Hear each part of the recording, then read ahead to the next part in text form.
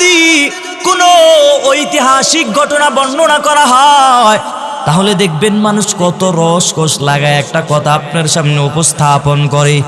আমার আল্লাহ তাআলা কত সুন্দর করে নবীকে ডাক দিয়া বলে, নবী গো একটু শুনবেন। কি সুন্দর করে আমার আল্লাহ তাআলা ঘটনাটা বর্ণনা করলেন যে আসহাবে কাহাফের কথা আমি বললাম। আসহাবে কাহাফের গুহার যে যুবকেরা, তরুণ তরুণ যুবকেরা ছিল, শুনো এই মজুমদার বাড়ি এলাকার ভাই, যুবক ভাই, মনোযোগ দিয়ে শুনবা তোমরাও যুবক। এই যে আসহাবে কাহাফের তরুণ যুবকরা কেমন ছিল একটু মনোযোগ দিয়ে শুনবা। এরাও কিন্তু তোমাদের মতো তরুণ একটা যুবক, একদল তরুণ যুবক ছিল। এদের ঘটনাটা আমার আল্লাহ তাআলা নবীকে ডাক দিয়া বলে, নবী গো শুনেন, নাহনু নাকুসু আলাইকা নাবাহুম বিল হক ইন্নাহুম ফিতয়াতুন আমানু বিরাব্বিহিম ওয়াজিদনাহুম হুদা। আল্লাহ নবীকে বলে, আমি যথার্থভাবে একটা ঘটনা মানে সত্যভাবে আপনার সামনে বয়ান করতেছি নবী গো। ইন্নাহুম ফিতয়াতুন, নিশ্চয় তারা এমন একটা তরুণ যুবক, এরা কি করছে, আমানু বিরব্বিহিম, রবের প্রতি ঈমান আনয়ন করেছে। আমি আল্লাহর উপরে ঈমান আনয়ন করার কারণে ওয়াজিদনাহুম হুদা, আমি আল্লাহ তাদের ঈমানের মধ্যে আরো পাওয়ার বাড়ায়া দিয়েছি। এত আস্তে কেন সুবহানাল্লাহর আওয়াজ? কোনো ভয় পান আপনারা? কিসের ভয়? কিসের ভয়? কারণ মুসলমানের আওয়াজ নিচু হতে পারে না, মুসলমানের আওয়াজ উঁচু হওয়া লাগবে। কারণ মুসলমানের আওয়াজ নাস্তিক, বেঈমান, বেদাতি, বন্ড, বাতিল এদের জন্য একটা আতঙ্ক, ঠিক কিনা? অতএব নিচু করা যাবে না, আওয়াজ উঁচু করে আওয়াজ দিতে হবে। কারণ এখানে যে একটা মাহফিল হচ্ছে, এখানে আওয়াজ দিবেন নাস্তিক আর বেঈমান, বামপন্থী যারা আছে এরা যেন ভয় পেয়ে যায়। কিসের মিয়া বিড়ালের মতো আওয়াজ দেন, দিলে একটা সিংহের মতো আওয়াজ দিয়ে বুঝিয়ে দিবেন এই দেশ মুসলমানের দেশ, এই দেশ শাহজালাল রহমতুল্লাহি আলাইহির দেশ, এই দেশ শাহফরান রহমতুল্লাহি আলাইহির দেশ, ঠিক কিনা? কেউ যদি আমাদের দিকে আঙ্গুল তুলে কথা কয়, এদেরকেও আমরা সঠিক জবাব দিয়ে দিব, ঠিক কিনা? এই যে যুবকদের, তরুণ যুবকদের ঈমানটা কত মজবুত ছিল। যখন বাচ্চা বলেছেন, এ আমার বাচ্চা, আমার অধীনে যত জনগণ আছে তোমরা শুনো, তোমরা আমার সামনে সবাই মাথা নত করা লাগবে, এই কথা বলেছেন। কিন্তু আসহাবে কাহাফের তরুণ যুবকেরা যারা বলছে আমাদের মাথা যাবে, তারপর আমরা ঈমানের উপর অটল থাকবো, এরপরও আমরা ঈমান থেকে সরব না। যদি বাচ্চার সামনে মাথা নত করতে গিয়া আমার কল্যাণ চলে যায়, আমার কোনো আপত্তি নাই। যদি বাচ্চার মাথার সামনে মাথা নত করতে গিয়া যদি আমার দেশান্তরিত হওয়া লাগে, আমি দেশান্তরিত হয়ে যাব, এরপরও আমরা বাচ্চার সামনে মাথা নত করব না। ওই বাচ্চার সামনে সব জনগণরা মাথা নত করলেন, কিন্তু এই যুবকেরা মাথা নত করতে চায় না। তখন যখন বাচ্চার সামনে, বাচ্চা যখন খবর পাইল এই একদল তরুণ যুবকেরা বাচ্চার সামনে মাথা নত করতে চায় না, বাচ্চা বলেছে এদেরকে আমার দরবারে খবর দাও, আমার দরবারে ডেকে নাও। এই কথা বলার পরে লোকেরা গিয়া জানাচ্ছেন তোমার এই বাচ্চা ডেকেছে দরবারে। এরা আসার পরে এদেরকে বলা হলো তোমরা আমার সামনে মাথা নত করো। মাথা নত করার ব্যাপারে এরা জানায় দিল, আমরা আপনার সামনে মাথা নত করতে পারবো না, প্রয়োজনে আমরা দেশান্তরিত হয়ে যাব, এরপরও আমরা মাথা নত করতে পারবো না। এই কথা বলার পর বাচ্চা তাদেরকে 1 সপ্তাহ টাইম দিয়েছে। 1 সপ্তাহের ভিতরে যদি তোমরা আমার সামনে মাথা নত না করো, তোদেরকে আমি কঠিন শাস্তি দিব। কিন্তু বাচ্চা এখন তাদেরকে নিজ মহলে ডেকে কেন তাদেরকে শাস্তি দেয় নাই? কারণ যদি বাচ্চা যদি এখন ডাকার পরে যদি নিজ মহল ক্ষমতার স্থানে যদি তাদেরকে শাস্তি দেয়, মানুষ বলবে বাচ্চা তার কোনো ক্ষমতা নাই, তাদেরকে ডেকে নিয়ে শাস্তি দিল। অতএব বাচ্চা বলেছে তোদেরকে 1 সপ্তাহ সময় দেওয়া হলো, তোরা আমার সামনে মাথা নত করবি। কিন্তু তারা যুবকেরা পরামর্শ করলো, একে অপরকে বলতেছে প্রয়োজনে আমরা দেশান্তরিত হয়ে যাব, এরপরেও আমরা বাচ্চার সামনে মাথা নত করব না। যেই কথা বলার পরে যখন দেখলো 1 সপ্তাহ টাইমও চলে গেল, এখন তারা দেশ ছেড়ে অন্যদিকে চলে যাবে। এই আসহাবে কাহাফের ঘটনাটা আমার আল্লাহ কোরআনের মধ্যে বলেছেন। তারা এবার রওনা হয়ে গেল, একদল তরুণ যুবকেরা তারা চলে যাবে, একটা গুহার মধ্যে ঢুকে যাবে। এমন একটা গুহা, এরা গুহার উদ্দেশ্যে রওনা করেছেন। যখন তারা গুহার উদ্দেশ্যে রওনা করেছেন, এদের পিছনে পিছনে একটা কুত্তাও যাইতেছে, একটা কুকুরও তাদের পিছনে পিছনে যাইতেছে। এই যুবকরা তাকায় দেখলো একটা কুকুর আমাদের পিছনে পিছনে কেন যায়, ব্যাপারটা তো বুঝলাম না। কিন্তু এরা তো বুঝে না এটা আমার মালিকের বড় কারিশমা। এদের পিছনে পিছনে একটা কুকুরও যাইতেছে। যাইতে যাইতে যখন তারা আসহাবে কাহাফের গুহার মধ্যে ঢুকে গেল, ওই কুকুরটাও তাদের পিছনে পিছনে যায়। এখন যখন যুবকেরা গুহার মধ্যে ঢুকে গেল, কুকুরটা তাদের গুহার সামনে পাহারাদার হিসেবে দাঁড়ায় গেল। কুকুরটা তার হাতটা এভাবে মেলেই আর জিহ্বাটা এমন হা করে তারা গুহার মধ্যে পাহারাদার করা শুরু করে দিল। যুবকরা এই গুহার মধ্যে থাকলেন। আমার আল্লাহ তাআলা যুবকদেরকে কি পরিমাণ সাহায্য করেছেন। এরা যখন গুহার মধ্যে ঢুকে গেল, গুহার মধ্যে কতদিন টাইম ছিল আমার আল্লাহ তাআলা সেটাও কোরআনের মধ্যে বলেছেন। যখন তারা গুহার মধ্যে ঢুকলেন, এই যে আসহাবে কাহাফের তরুণ যুবকেরা কিন্তু বাচ্চার সামনে দাঁড়াইয়া আরেকটা কথা বলছে, ফাকালু রাব্বুনা রাব্বুস সামাওয়াতি ওয়াল আরদি লান নাদুয়া মিন দুনিহি ইলাহান লাকাদ কুল্লা ইদান শাতাতা। আমাদের রব একজন, যিনি আসমান আর জমিন বানাইছেন, আমরা ওই রব ছাড়া কারো সামনে মাথা নত করতে পারবো না। এই বলে তারা স্বীকৃত জানাইয়া এরা গুহার মধ্যে চলে গেল। এদের পিছনে পিছনে একটা কুকুরে চলে গেল। এরা গুহার মধ্যে ঢুকে যাওয়ার পর আমার আল্লাহ তাআলা কত সুন্দর করে আমার আল্লাহ তাআলা তাদেরকে সহযোগিতা করেছেন। এই গুহার মধ্যে যুবকরা কত বছর ছিল জানেননি? অনেক বছর ছিল রে। 309 বছর পর্যন্ত 309 বছর পর্যন্ত তারা গুহার মধ্যে ছিলেন। আশ্চর্য হওয়ার বিষয় না? এখন প্রশ্ন হবে, 309 বছর পর্যন্ত এরা কেমনে থাকলো, কেমনে ঘুমাইছেন? এদের কি কোনো খাবার দাবারের কোনো ব্যবস্থা ছিল কি ছিল না? এরা কেমনি ছিল? সূর্যের আলো বাতাস কি তাদের লাগে নাই? এদেরকে কোনো পোকামাকড়ও কিন্তু খায় নাই। আমার আল্লাহ সেটাও বলেছেন, ওয়া তারাশ শামসা ইযা তালাআত তাযাওয়ারু আন কাহফিহিম যাতাল ইয়ামিনি ওয়া ইযা গরাবাত তাকরিদুহুম যাতাশ শিমালি ওয়া হুম ফি ফাজওয়াতিম মিন। যখন এরা ডান পাশে যখন থাকতো, যখন ডান পাশে সূর্যের আলো বাতাস লাগতো, তখন আমার আল্লাহ তাআলা বাম পাশে একটু ঝুঁকায়া দিয়ে রাখতেন। আবার বাম পাশে যখন লাগতো তখন আবার ডান পাশে আমার আল্লাহ এমন করে করে ঝুঁকায়া রাখতেন। কোনো কষ্ট হয় নাই। আমার আল্লাহ কত সহযোগিতা আল্লাহ তাআলা তাদেরকে সহযোগিতা সাহায্য করেছেন। কিন্তু এইভাবে করে করে এরা সেখানে অবস্থান করেছেন আদাদা সিনিন, 309 বছর পর্যন্ত তারা গুহার মধ্যে অবস্থান করেছেন।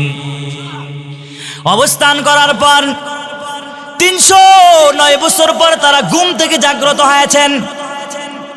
এই জন্য আমার আল্লাহ বলেন, ওয়া কাযালিকা বা'আসনাহুম লিয়াতাসাআলু বাইনাহুম ক্বালা কাইলুম মিনহুম কাম লাবিসতুম ক্বালু লাবিসনা ইয়াওমান আও বা'দা ইয়াওম। এরা যুবকরা এত বছর পর ঘুম থেকে জাগ্রত হওয়ার পর একে অপরকে প্রশ্ন করে, কতদিন টাইম ছিলাম, কতক্ষণ ছিলাম? একে বলে একদিন বা একদিনের অর্ধেক টাইম আমরা ছিলাম। চিল্লায় বলেন না সুবহানাল্লাহ। এরা ঘুমাইছে 309 বছর পর্যন্ত ছিলেন।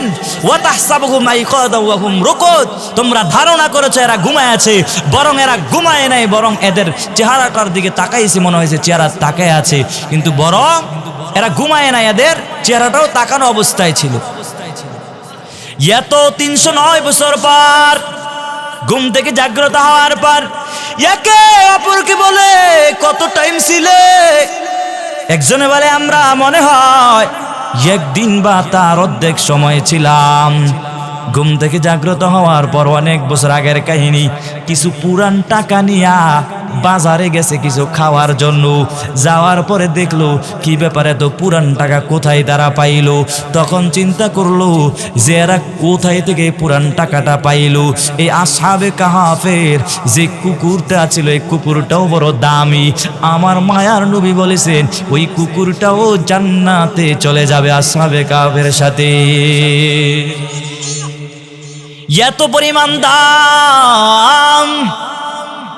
কিন্তু আজকে আমরা যুবক হয়েছি, কিন্তু আমাদের ভিতরে ইমানের কোনো চেতনা নাই। ও মজুমদার এলাকার বাসী, ভালো করিয়া শুনবেন, আজকে তোমার ইমানটা কেমন দুর্বল, ইমানটার দিকে তাকাও। তুমি যদি তোমার সামনে যদি নবীর বিরুদ্ধে কথা বলা হয় তোমার একটু গায়ে লাগে না, অথচ তোমার আব্বার বিরুদ্ধে কথা বললে তুমি লাঠি নিয়ে বের হও, তোমার মায়ের বিরুদ্ধে কথা বললে তুমি অ্যাকশনে নেমে যাও। অথচ যেই মায়ার নবী তোমার আমার জন্য হাসরের ময়দানে কান্না করবেন, ওই নবীর জন্য, যেই নবী তোমার জন্য উম্মতি উম্মতি বলে কাঁদবেন, ওই নবীর জন্য তোমার কেন মায়া লাগে না রে? যেই নবী তোমার জন্য বড় ফেরেশান, ওই নবীর জন্য তোমার কেন কষ্ট লাগে না রে? যদি তুমি দেখো যে নবীর বিরুদ্ধে কেউ কথা বলে, তোমার বিন্দু পরিমাণ তোমার শরীরে এক ফোঁটা রক্ত থাকা অবস্থায় তুমি কশিনকালো মুসলমান হিসাবে সহ্য করতে পারো না, ঠিক কিনা জোরে বলেন? ওয়াতে বিমানটাকে মজবুত করে নাও। ইমান বড় দামি একটা সম্পদ। আজকে ইমানটা না থাকার কারণে যতই তুমি ইবাদত করো, যতই আমল করো, তোমার ইবাদত আল্লাহর দরবারে কবুল হবে না। তোমার ইমান নাই, তুমি নামাজ পড়ো, তোমার নামাজ হবে না রে ভাই, তোমার নামাজ হবে না। অতএব ইমানটাকে মজবুত করা লাগবে। আল্লাহ কোরআনের ভিন্ন আয়াতে বলে আমিনু কামা আমানান নাস, সাহাবায়ে কেরামের মতো ইমানটাকে মজবুত করে নাও। আজকে কি ইমান নিয়ে তুমি রওনা হয়েছ রে বাবা? ইমান মজবুত না থাকার কারণেই তো যখন হুজুররা ঘুরে ঘুরে ঘুরে বলে তোদের অন্তরের মধ্যে জিহাদের তামান্না ঢুকাও, যদি ওলামায়ে কেরামরা ডাক দেয় হিন্দুস্তানের বিরুদ্ধে যুদ্ধ করা লাগবে, ওর বিরুদ্ধে যুদ্ধ করা লাগবে, বেঈমানদের বিরুদ্ধে যুদ্ধ করা লাগবে, দেখবেন কত মুসলমানেরা ইমানের পাওয়ার না থাকার কারণে ইয়ারা ভয়ে খালি লুকাইতে চাইবে।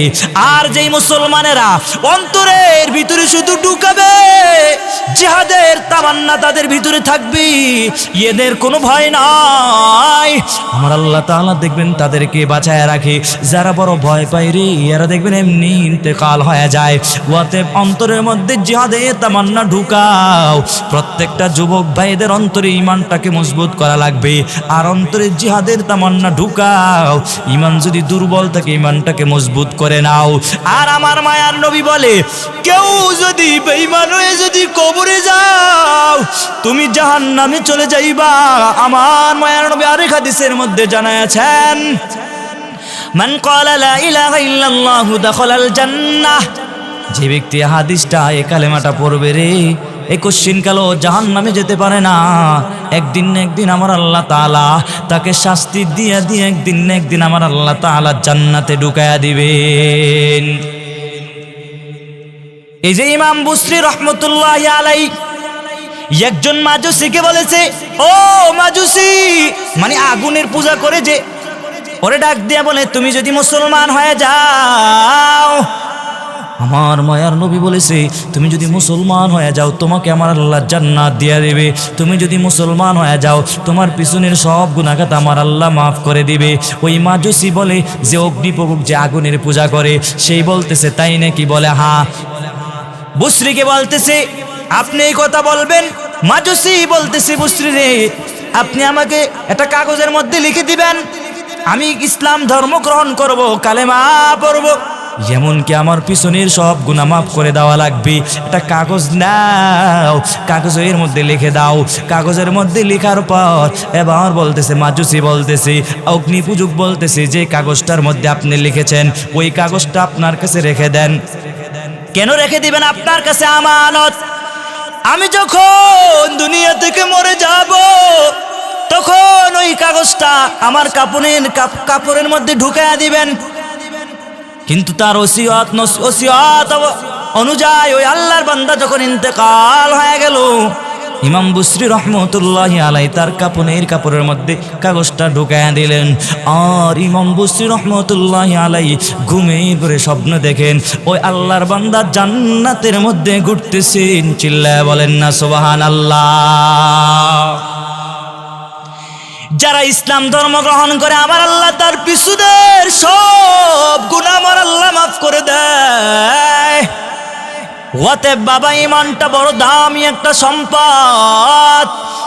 ইমানের ব্যাপারে যদি আলোচনা করা হয়, ইমানটাকে মজবুত করে নাও, সাহাবায়ে কেরামের মতো ইমানটাকে মজবুত করে নাও। এরে বাবা, একটা ঘটনা আমি আপনাদেরকে শোনাই। আল্লাহর নবীর একজন সাহাবী, নাম হলো হযরতে বেলাল রাদিয়াল্লাহু তাআলা আনহু। এই বেলালের ইমানের কত পাওয়ার! বেলাল যখন মুসলমান হয়েছে, কালেমার তো ছায়াতলে এসেছেন, বেলাল পেটে খাবার দেওয়ার জন্য একজনের গোলাম হয়ে গেল, উমাইয়া বিন খলফের গোলাম হয়ে গেল। উমাইয়া একদিন তাকায় দেখে বেলাল ঠোঁট নাড়াচাড়া করে জানি কি জানি জিকির করতেছে। উমাইয়া ডাক দিয়া বলে, রে বেলাল, তুমি কার জিকির করো? বলে, আমি আল্লাহর জিকির করি। বলে, কোন আল্লাহ? তোমারে যিনি বানাইছে, আমারে যিনি বানাইছেন, ওই আল্লাহর জিকির করি। উমাইয়া বলেছে, বেলাল, তুই যদি জিকির বন্ধ না করো, তোরে আমি কঠিন শাস্তি দিব। কারণ বেলালের ইমানের বড় পাওয়ার। ইমানদারের উপরে যদি কোনো আঘাত হয়ে যায়, ইমানদারের পাওয়ার আরো বেড়ে যায়। ঠিক কিনা জোরে বলেন? দেখবেন কোন হুজুররা কোন নবীর বিরুদ্ধে যদি তোমরা কথা কও, আমার ওলামায়ে কেরামরা মাঠে ময়দানে নেমে যায়। যদি একদিন বাধা দেয়, দ্বিতীয় দিন আরো দল বাইরা করে জানায়া দেয়। নারে তাকবীর, আল্লাহু আকবারের স্লোগানের এত পরিমাণ পাওয়ার। এরা এত আল্লাহর উপরে তাওয়াক্কাল তো আর ভরসা করার কারণে দেখবেন শাপলা চত্বরে যাওয়ার পর এদের লাঠি লাগে নাই, আন্দোলন করতে গিয়ে এদের লাঠি লাগে না। এরা নারে তাকবীর আল্লাহু আকবার বলে যখন সামনে আগায় যায়, নাস্তিক বেঈমান সব এমনি পালাতে বাধ্য হয়ে যায়। ঠিক কিনা জোরে বলেন? এই বেলালের ইমানের এত পরিমাণ পাওয়ার, বেলালকে যখন আঘাত দিয়েছে, কারণ বেলালের ইমানের উপরে আঘাত দেওয়ার কারণে বেলালের ইমানের পাওয়ার আরো বেড়ে গেছে। বেলাল এতদিন আস্তে আস্তে বলতো আহাদ আহাদ, এখন যখন উমাইয়া বাধা দিয়েছি, বেলাল এখন জোরে জোরে বলে আহাদ আহাদ আহাদ, জোরে জোরে আল্লাহ কি ডাকি। এবার উমাইয়া তাকায় দেখছি কি ব্যাপার, আমরা বেলালকে বাধা দেওয়ার কারণে বেলাল যে জোরে জোরে আহাদ আহাদ বলে, এবার বেলালকে হাতে পায়ে রশি লাগাইছি, বেলালে কঠিন শাস্তি দিবি।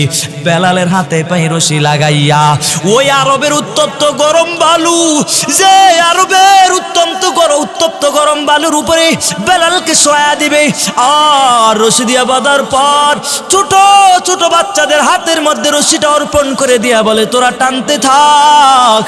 বেলাল এত পরিমাণ কষ্ট পেয়েছি, এর রশিটার একটা মাথা গোড়ার পায়ের সাথে লাগা দিয়া গোড়ারে দা করতেছে, আর গোড়া দৌড়ায়। আর বেলালকেও আরবের উত্তপ্ত গরম বালুর উপরে বেলালকে যখন শোয়া দিয়েছি, বালু এত পরিমাণ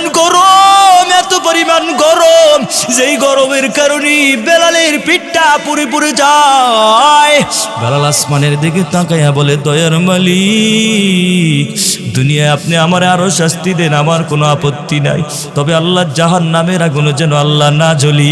বেলাল শুধু আল্লাহর কাছে এই দোয়াটাই করেছেন। চিল্লায় বলেন না সুবহানাল্লাহ। বেলাল তারপরে ইমানটাকে বিক্রি করে দেয় নাই। আসহাবে কাফের যুবকরা বাচ্চার সামনে মাথা নত করে নাই। প্রয়োজনে আমরা দেশান্তরিত হয়ে যাব, এরপরও বাচ্চার সামনে মাথা নত করে নাই। এই মুসলমানেরা, তোমরাও শুনে নাও, তোমাদের যদি কোনো ডাক আসে, কোনো নাস্তিক আর বেঈমান যদি তোমাদেরকে ধমক দেয়া দেয়, আমাদের সামনে যদি মাথা নত না করো রে, তোমরাও ভিতরে তামান্না নিয়ে নাও, আমাদের শরীরে বিন্দু এক ফোঁটা রক্ত থাকা অবস্থায় আমাদের ইসলামের বিরুদ্ধে কথা যারা বলবে, এদেরকে আমরাও ছাড় দেব না। ঠিক কিনা জোরে বলেন? ওয়াতে ইমানটাকে মজবুত করে নাও। তুমি নামাজ পড়ো, তোমার ইমানটা মজবুত নাই, কোনো লাভ নাই। একজনে বলবে, হুজুর গো আমি 5 বেলার নামাজ পড়ি, তবে আপনার ঈমান নাই, তাহলে কোনো লাভ নাই। অতএব ঈমানটাকে মজবুত করে নাও, সাহাবায়ে কেরামের মতো ঈমানটাকে মজবুত করে নাও। আল্লাহর কাছেও বড় দামি হয়ে যাবেন, আল্লাহর কাছেও বড় দামি হয়ে যাবেন। এখন সমাজটাকে পরিচালনা করে এই যে মজুমদার বাড়ির কত যুবকরা বিলিয়া আজকে ময়দানটা সাজাইছেন, এদের অন্তরে একটাই আশা, আমার এলাকার মানুষ ওলামায়ে কেরামের বয়ান শুনবে, বয়ান শোনার পরে আমার এলাকার মানুষেরা নামাজি হয়ে যাবে, আমার এলাকার মানুষেরা সুন্নত তরিকা মতো জীবন যাপন করবে। এই কারণে যুবক ভাইয়েরা রাত কি রাত দিন কি দিন কষ্ট করিয়া আপনাদের জন্য একটা জান্নাতের বাগান সাজাইছেন, কিন্তু যারা জান্নাতের বাগানে গিয়া আজকে রাতটা খুব বিসর্জন দিতে পারো নাই, সময় দিতে পারো নাই রে, একটু চিন্তা করো বাবা, কত রাত হেলে দুলে কাটায়াছো। আমার আল্লাহ তোমারে দুনিয়ার মধ্যে পাঠাইছেন সামান্য সময়ের জন্য, আখেরাতের বাজার করার জন্য আমার আল্লাহ তাআলা পাঠাইছেন। তুমি আল্লাহকে ভুলে গেছো, তুমি মনে মনে ভাবতেছো তুমি মনে হয় দুনিয়ার মধ্যে পুরা জীবন আজীবন থাকবা, অথচ না রে বাবা না, একদিন তুমিও চলে যাইবা, আমিও চলে যাব। অতএব একটু অন্তরে বুঝে, নিজের অন্তরে একটু বুঝাও, আমার আল্লাহ দুনিয়ার মধ্যে কেন পাঠাইছেন, কেন পাঠাইছেন আমার আল্লাহ। আল্লাহ 27 নম্বর পারার 2 নম্বর পৃষ্ঠা আমার আল্লাহ বলেন, ওয়ামা খালাকতুল জিন্না ওয়াল ইনসা ইল্লা লিয়াবুদুন। আল্লাহ বলে রে, জিন আর মানুষ আমি আল্লাহ পাঠাইলাম আমার একটাই উদ্দেশ্য, আমার উদ্দেশ্য কি জানো রে, আমি আল্লাহর ইবাদত করবা। কার ইবাদত করবে? আল্লাহর ইবাদত করবেন। এই যে আপনাদের হাজীগঞ্জ থানায় তো পড়ছে নাকি, হাজীগঞ্জ থানার এমপি সাহেব যদি পার্লামেন্টে যায় কিছু উদ্দেশ্য নিয়ে যায়। কি উদ্দেশ্য নিয়ে যায়? আমার এলাকায় একটা কালভার্টের প্রয়োজন আছে, আমার এলাকায় একটা মাদ্রাসার প্রয়োজন আছে, আমার এলাকায় একটা মসজিদ বানানো দরকার। এমন করে মাননীয় স্পিকার সাহেব থেকে তারা বাজেটটা নিয়ে আসে, আনার পরে এদের উদ্দেশ্য হলো এটা। কিন্তু আমার আল্লাহ বলে, তোদেরকেও আমি আল্লাহ দুনিয়ায় পাঠাইছি একটা উদ্দেশ্য নিয়ে। সেই উদ্দেশ্যটা হলো আমি আল্লাহর ইবাদত করা লাগবে। কার ইবাদত করা লাগবে? আল্লাহর ইবাদত করবেন। কারণ আমার আল্লাহ দুনিয়ার মধ্যে পাঠাইলেন, আল্লাহ পাঠায়া বলতেছে, আল্লাহ দুটো রাস্তা আমি আল্লাহ দেখায়া দিলাম, একটা রাস্তা হলো জান্নাতের, আর একটা রাস্তা হলো জাহান্নামের। চাইলে তুমি জান্নাতের কাতারে ঢুকতে পারো, চাইলে তুমি জাহান্নামের কাতারে ঢুকতে পারো, আমি আল্লাহ কোনো বাধা দিব না। ফারিকুম ফিল জান্নাতি ওয়া ফারিকুম ফিস সাঈর। আল্লাহ একটা রাস্তা জান্নাতের দেখাইলেন, আরেকটা রাস্তা আমার আল্লাহ জাহান্নামের দেখাইলেন। কত মানুষ জাহান্নামী হয়ে যাবে, কত মানুষ তো বুঝেই না আমার আল্লাহ কেনই দুনিয়ায় পাঠাইলেন। কত নাস্তিকেরা বলে দুনিয়া আসছে আর মরা লাগবে না, মরার পরে কিসের আবার জাহান্নাম, কিসের আবার আযাব, কিসের আবার কবর, এরা বিশ্বাসই করতে চায় না। আছে না নাই? অথচ আমার আল্লাহ তাআলা বলেন, প্রত্যেকটা সেকেন্ড, প্রত্যেকটা মিনিট, প্রত্যেকটা ঘন্টা, প্রত্যেকটা মাস, প্রত্যেকটা বছরের আমি আল্লাহ পাই টু পাই ভাবে হিসাব নিব। হিসাব নিয়ে যখন দেখবেন তোমার আমলনামার এমন অবস্থা হয়ে গেছে, বাবারে হাসরের ময়দানে যদি আমার আল্লাহ তোমার বাম হাতে আমল দিয়া দেয়, তোমার অবস্থাটা কেমন হয়ে যায়। নিলাম উতা কিতাবিয়া, তোমার যদি বাম হাতে আমলটা চলে আসে, তুমি আফসোস করে বলবা, হায় রে আমি আল্লাহর কাছে আজকে যদি আমার আমলটা আল্লাহর সামনে যদি পেশ না হতো। ফায়াকুলু ইয়া লাইতানি লাম উতা কিতাবিয়া ওয়া লাম আদরি মা হিসাবিয়া, আমার কি হিসাব হবে আমার জানা নাই। ইয়া লাইতাহা কানাতিল কাদিয়া, মৃত্যুর আগে যদি আমার সব কিছু শেষ হয়ে যেত কত ভালো হইতো। ইয়া লাইতাহা কানাতিল কাদিয়া মা আগনা আন্নি মালিয়া, কতজনে ধন সম্পদ কামাইছো, কোথায় তোমার মাল, কোথায় তোমার বাড়ি, কোথায় তোমার ঘর, কোন ধন সম্পদ তোমার কাজে আসবে না রে বাবা। মা আগনা আন্নি মালিয়া হালাকা আন্নি সুলতানিয়া, দুনিয়ায় কত রাজা বাদশাগিরি দেখাইছো, তোমার টাকা পয়সার কারণে, তোমার এমপিগিরির কারণে, তোমার ক্ষমতার কারণে তোমার প্রতি মানুষ এত পরিমাণ অসন্তুষ্ট হয়ে গেছে, এরপরও তুমি তোমার পাওয়ারগিরি ছাড়ো নাই। মনোযোগ দিয়ে শুনবেন বাবা, যারা দুনিয়ায় ক্ষমতা পাওয়ার পরে অপব্যবহার করো, 16 বছর যাবৎ কম কথা নাই, মাদ্রাসার বিরুদ্ধে কথা বলেছো, কত উলামায়ের বিরুদ্ধে কথা বলেছো, 16 বছর পরে যখন রাজত্ব চলে গেছে, এখান থেকে আমাদের শিক্ষার বিষয় আছে রে ভাই। তোমরাও মনে করো ক্ষমতা পাওয়ার পরে মনে করো আমি রাজা হয়ে গেছি, আমার এই ক্ষমতা চিরকাল থাকবে। না রে বাবা, চিরকাল থাকবে না, একদিন না একদিন তোমার পতন হয়ে যাবে। আল্লাহ তাআলা সূরা মায়েদার মধ্যে যারা মেম্বার হয়েছেন, যারা এমপি হয়েছেন, যারা চেয়ারম্যান হয়েছেন, এদের ব্যাপারে আমার আল্লাহ তাআলা 3টা ধমক দিয়া বলেছেন। আমার আল্লাহ বলে যারা চেয়ারম্যান হয়েছে ভালো করিয়া শুনবেন, যারা মেম্বার হয়েছে ভালো করিয়া শুনো। আমার আল্লাহ তাআলা বলেছেন এদের ব্যাপারে 1 নম্বরে জালেম বলেছেন, 2 নম্বরে ফাসিক বলেছেন, 3 নম্বরে কাফের পর্যন্ত আমার আল্লাহ বলেছেন। ওয়া মান লাম ইয়াহকুম বিমা আনজালাল্লাহ ফাউলাইকা হুমুজ জালিমুন। আমার আল্লাহ বলে, ও চেয়ারম্যান সাহেব, ও মেম্বার সাহেব, ক্ষমতা পাওয়ার পরে অপব্যবহার করছো, যদি সুষ্ঠুভাবে যদি বিচার না করো, ঠিক মতো যদি ইনসাফ না করো, আমার আল্লাহ এদেরকে জালেম পর্যন্ত বলেছেন।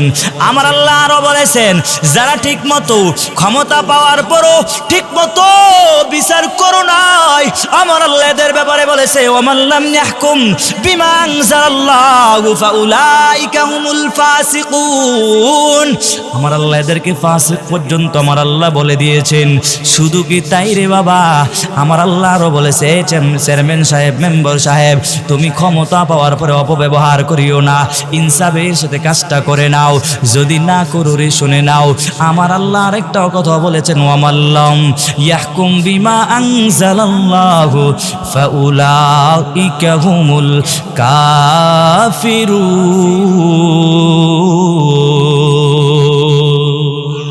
আল্লাহ কাফের পর্যন্ত বলে দিয়েছেন। ওয়াতেব তুমি দুনিয়ায় যত রাজাগিরি দেখাও, তোমার কোনো রাজাগিরির কোনো দাম নাই, আমার আল্লাহর কাছে কোনো দাম নাই। আমার আল্লাহর কাছে একমাত্র দাম হবে যারা নেক আমল নিয়ে যাইতে পারবা। তোমরা যারা নেক আমল করো না, মানুষ যখন মরিয়া যায় তার সব আমল বন্ধ হয়ে যায়। ইজা মাতাল ইনসানাইন কত আনহু আমালু, মানুষ যখন মরিয়া যায় তার সব আমল বন্ধ হয়ে যায়। 3টা আমল জারি থাকে, এর মধ্যে আপনি সদকায়ে জারিয়া, এর পরে নেক সন্তান যদি রেখে যান, আপনি এমন একজন সন্তান দুনিয়ায় রেখে গেলেন যেই সন্তানের দ্বারা ইসলামের ফায়দা হবে। কিয়ামত পর্যন্ত যদি আপনি কোনো মসজিদে দান করেন, সদকায়ে জারিয়ার নিয়ে যদি কোনো কিছু দান করেন, যতদিন পর্যন্ত মসজিদে মানুষ নামাজ পড়বে, কিয়ামত পর্যন্ত অটোমেটিক আপনার আমলনামায় সওয়াব যেতেই থাকবে, যেতেই থাকবে। অতএব আমলটাকে দামি বানাও। আজ পর্যন্ত দেখছেন আপনাদের এই এলাকার মজুমদার বাড়ি এলাকার টাকা পয়সা যে যত বেশি কামাইছে, কিছু টাকা নিয়ে কবরে যেতে পারছে নাকি? কারো কবরে 2 লাখ টাকা দেওয়া হয়েছে নাকি? যদি এমন হইতো রে, 2 কোটি টাকা দিলে ফেরেশতা তার প্রশ্নের সওয়াল মাফ করে দিত, তাহলে কত মানুষ টাকার জন্য কুদুক বড়লোক হওয়ার চেষ্টা করত। আমার মায়ার নবী বলে, ও দুনিয়ার গরিব, শোনো রে, তোমরা বড় লোকের বড় বাড়ি গাড়ি দেখে আফসোস করিও না। আমার মায়ার নবী বলে, বড় লোকের 500 বছর আগে গরিবেরা জান্নাত পেয়ে যাবে। অতএব আমার আল্লাহ ধন সম্পদ দিয়েছে, বড়াই করার কোনো কাজ নাই। শুকর আদায় করে জীবনটাকে পরিচালিত করো আর ইমানটাকে মজবুত করে নাও। আজকে ইমানটা মজবুত নাই, এলাকার সবাই দায়িত্বশীল, নিজের ব্যাপারে সবাই দায়িত্বশীল, কিন্তু তুমি ক্ষমতা পাওয়ার পরে এমন অপব্যবহার করো, যেই অপব্যবহার করার কারণে মানুষ তোমার ব্যাপারে বদদোয়া দেয়া দেয়। এই মানুষটা কবে মরবে রে? কত মানুষ দেখবেন দুনিয়া থেকে মরার পরে সবাই আলহামদুলিল্লাহ পরে, কি পরে? এর চেয়ার কপাল পরা মুসলমান কি হতে পারো? তুমি মরার পরে তোমার জাতি ভাই মুসলমানেরা তোমার ব্যাপারে আলহামদুলিল্লাহ কেন বলবে? অথচ তুমি কি খেদমত করলা? জাতির জন্য তুমি কি করলা, রাষ্ট্রের জন্য তুমি কি করলা, কি দুর্নীতি করলা, এগুলা সব কিছুর কারণে মানুষ তোমার প্রতি তোমার অত্যাচারের কারণে এত পরিমাণ মানুষ এই কারণে যখন তুমি মরিয়া যাও মানুষ সবাই আলহামদুলিল্লাহ বলে। কয়জন মানুষ জানি বলে, যদি কেউ যদি এতজন মুসলমান তার ব্যাপারে আলহামদুলিল্লাহ বলে, নবী কয় এর উপরে জাহান্নাম ওয়াজিব হয়ে যায়। অতএব নিজেকে এমন ভাবে গঠন করে নাও। আমি কিন্তু আজকে আলোচনা করলাম, যুবক ভালো করিয়া বুঝো, কারণ আমার আল্লাহ এই যুবক বয়সের ইবাদতটা আমার আল্লাহ কবুল করবেন। বুড়া হয়ে গেলে মানুষ কিন্তু ছোট বাচ্চার মতো হয়ে যায়। বুড়া হয়ে গেলে মানুষ ভালো করে ইস্তেঞ্জায় যেতে পারে না। বুড়া হয়ে গেলে মানুষ ঘরের মধ্যে প্রস্রাব পায়খানা করে দেয়। অতএব তোমার যৌবনকালের ইবাদতটা বড় দামি। অতএব যৌবনকালটাকে মূল্যায়ন করো। তুমি চিন্তা করো, আমার বয়স যখন 60 বছর হবে, আমার বয়স যখন 50 বছর হবে, যখন আমি মেয়ে বিবাহ দিব, যখন আমি 2 আবুদের বাবা হব, এরপরে আমি দাড়িটা রাখবো। এর আগে আমি দাঁড়িয়ে রাখলে আমার স্ত্রী সাহেব আমারে বলে ভালো লাগে না। এমন স্ত্রী কেন গড়ে আনসুরি যে স্ত্রী তোমারে বলে তোমার দাড়ি রাখলে তোমারে ভালো লাগে না? কারণ একজন পুরুষের সৌন্দর্য হলো দাড়ি। ঠিক নেই? কিন্তু এখন যুবকরা কেন বুঝো না? দাড়িটা কাইটা আমার মায়ার নবীর আর কত কষ্ট দিবা। কারণ তুমি যখন মরিয়া যাইবা, তোমার কবরে রাখার পরে ফেরেশতা এসে দেখবে তোমার মুখে দাড়ি নাই, কেন সুন্নতটা মানতে পারো নাই। অতএব যুবক ভাই একটু নিজেরে বুঝাও। আমার আল্লাহ এই যুবক বয়সে আমার আল্লাহ এত শক্তি দিলেন। এখন যুবক বড় শক্তি পাওয়ার কারণে একজনে যদি আমার বিরুদ্ধে কথা কয়, সাথে সাথে আমি প্রতিশোধ নেওয়ার জন্য প্রস্তুতি হয়ে যাই। এমন একটা সময় চলে আসবে, বুড়া হয়ে যাইবা, কত মানুষ তোমারে কত কথা বলবে, জবাব দেওয়ার শক্তিও তোমার থাকবে না। এই জন্যই তো আমার আল্লাহর নবী বলেন, জান্নাতে যারা যাবে, সব মানুষ জান্নাতে যারা যাবে এরা হবে যুবক। মায়ার নবী একবার মজা করে বলছে, বুড়া মানুষ জান্নাতে যাবে না। হ্যাঁ, বুড়া তো রাগ হয়ে গেছে, কি ব্যাপার, বুড়া মানুষ বলে জান্নাতে যাবে না? তাহলে আমরা যারা বুড়া হয়ে গেলাম মনে হয় আমরা মনে হয় জান্নাতে যাব না। এই ভালো করিয়া শুনবেন, কারণ আমার আল্লাহ যখন জান্নাত দিবেন, যুবক বানাইয়া সবাই জান্নাতের মধ্যে ঢোকায়া দেবেন। চিল্লা বলেন না সুবহানাল্লাহ। আমার পূর্বে হুজুর বয়ান করেছেন, এখন দুনিয়ার মধ্যে তোমার যৌবন কালে তুমি কত নারীদের পেছনে ঘোরো, কতজনের সাথে সম্পর্ক জড়াও, কিন্তু একটু শুনবা, এই জান্নাতের মধ্যে আমার আল্লাহ তোমার কত সুন্দর সুন্দর রমণী দান করবেন। একটু যদি যৌবনকালের ইবাদতটা যদি সুন্দর করে যেতে পারেন, জার্মানি তাই না, যৌবনকালে ইবাদত করবেন, বুড়া হইলে ইবাদত ছেড়ে দেবেন, বিষয়টা এমন নয়। আমার আল্লাহ যৌবনকালটাকে বেশি প্রাধান্য দিয়েছেন। ওয়াতেম যৌবনকাল আজকের বয়ান হবে। যুবক এলাকায় সুন্দর একটা আয়োজন দিয়েছো, কত সুন্দর মজবা বানাইছো, তোমাদেরকে ধন্যবাদ জানাই। আল্লাহর কাছেও তোমরা দামি হয়ে যাইবা। একটা লোক যদি নামাজি হয়ে যায়, খোদার কসম এই মাহফিল দেওয়া তোমাদের জন্য সার্থক হয়ে যাবে। আমার আল্লাহ তাআলা হাসনের ময়দানে বান্দার উসিলা তালাশ করে জান্নাতের মধ্যে আমার আল্লাহ ঢুকায় দিবেন। অতএব এটাও তোমার জান্নাতে যাওয়ার একটা রাস্তা হয়ে যেতে পারে। একজন মানুষ যদি জান্নাতি হয়ে যায়, আমার আল্লাহ বলে তাকে আমি, কারণ আল্লাহ বলেছি আমি আল্লাহ উসিলা তালাশ করে জান্নাত দিয়ে দিব। এই জন্য সন্তান দুনিয়ায় আসার পর সুন্দর একটা নাম যদি রাখতে পারেন, কত মানুষ নামের উসিলায় জান্নাত পেয়ে যাবে। আজকে কি নাম রাখে এগুলা, সুলটু মল্টু, কতজনের বল্টু নাম রাখে, নামটাও সুন্দর রাখতে পারে না। মুসলমানের ঘরে জন্ম নাও, সুন্দর একটা নাম রাখবা। কারণ কি জানো রে বাবা, হাসরের ময়দানে আমার আল্লাহ এক আবু বকর কয়ে যখন ডাক দিবেন, সব আবু বকররা হাজির হয়ে যাবে। আল্লাহ বলবে তোরে ডাক দেই নাই রে, আমি তো আবু বকরকে ডাক দিয়েছি। আমার আল্লাহর দয়া মায়া বেশি। আমার আল্লাহ বলবে যাও, আমি আল্লাহ তোরও জান্নাত দিয়া দিলাম। আমার আল্লাহ তাআলা হাসরের ময়দানে এক ফাতেমাকে ডাক দিবেন, সব ফাতেমারা হাজির হয়ে যাবে। কি ব্যাপার, তোমার তো ডাকি নাই? আমার আল্লাহ বলবে যাও তোমারও আমি আল্লাহ জান্নাত দিয়ে দিলাম।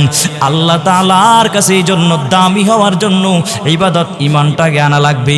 ইমানটাকে মজবুত করার পরে আমলটাকে মজবুত করে যদি সামনে আগায় যাও আল্লাহর কাছেও বড় দামি হয়ে যাবেন। অতএব আমল করার ক্ষেত্রে আপনি যে হালাল রুজি উপার্জন করছেন কিনা, আপনার ইবাদত কবুল হওয়ার জন্য আপনার হালাল রুজি হওয়া লাগবে। আজকে টাকা পয়সা বহু কামাইছেন, কিন্তু আপনার টাকা পয়সার মধ্যে হারাম আর হারাম। আপনি টাকা ইনকাম করেন, সুদে ব্যবসা লাগায়া টাকা ইনকাম করেন। আপনাদের এলাকায় মনে হয় সুদে ব্যবসায়িক নাই, আছে? হ্যাঁ, কি বলেন? আমি তো আমার এলাকার কথা বলছি। সুদের ব্যবসা এত পরিমাণ বাড়ছে, যদি বলা হয় তুমি কেন সুদ খাও, বলে আমি এমনিই খাই। এটা আমি শুধু একটু প্রফিট খাই, মানুষের উপকার করি, আর একটু প্রফিট খাই, লাভ খাই, তেমন কিছু না। বলে তাই নাকি? এই বাবা, যারা সুদ খাও এদের ব্যাপারে আমার মায়ার নবী যুদ্ধের ঘোষণা পর্যন্ত করেছেন। অতএব যারা সুদ খাও এদের ব্যাপারে মারাত্মক গুনাহ রে বাবা। আল গীবাতু আশাদ্দু মিনাজ জিনা, সেটা হলো গীবত সম্পর্কে হাদিস। তবে যারা সুদ খাও এদের ব্যাপারে আমার মায়ার নবী এক রিওয়ায়াতে বলছে, আপন মায়ের সাথে যদি 36 বার জিনা করলে যেই পরিমাণ গুনাহ, আমার আল্লাহ তাআলা তোমার আমলনামায় সেই পরিমাণ গুনাহ লিখে দেয়। অতএব যারা এলাকার মধ্যে যারা সুদ খাও, শুনো, তুমি যতই টাকা পয়সার মালিক হও, সুদের খাতায় নাম লেখে রে ভাই। 40 বারও যদি তুমি বাইতুল্লাহর কালো গিলাপ ধরে যদি বলো লাব্বাইক লাব্বাইক, তোমার একবারের লাব্বাইকও কবুল হবে না, হবে না।